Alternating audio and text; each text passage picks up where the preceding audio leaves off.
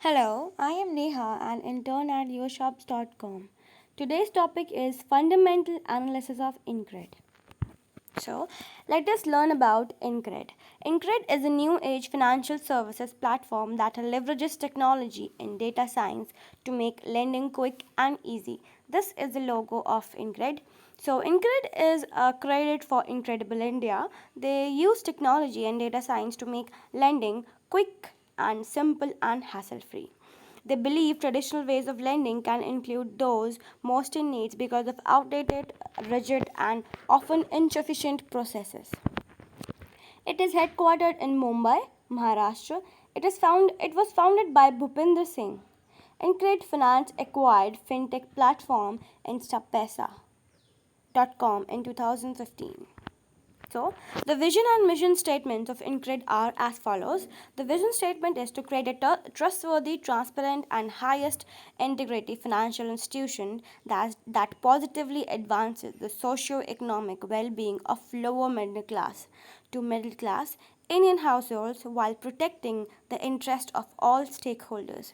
It its vision is to empower the lower and middle class families to by help them raising their loans and while protecting their interest of the stakeholders.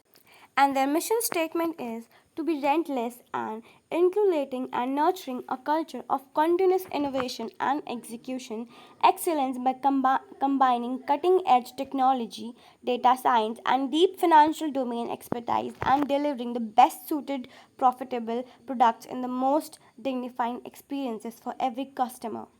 Their mission is that they are combining they are combining the technology, data science, and financial domain to give the every households in India a better experience and a better products.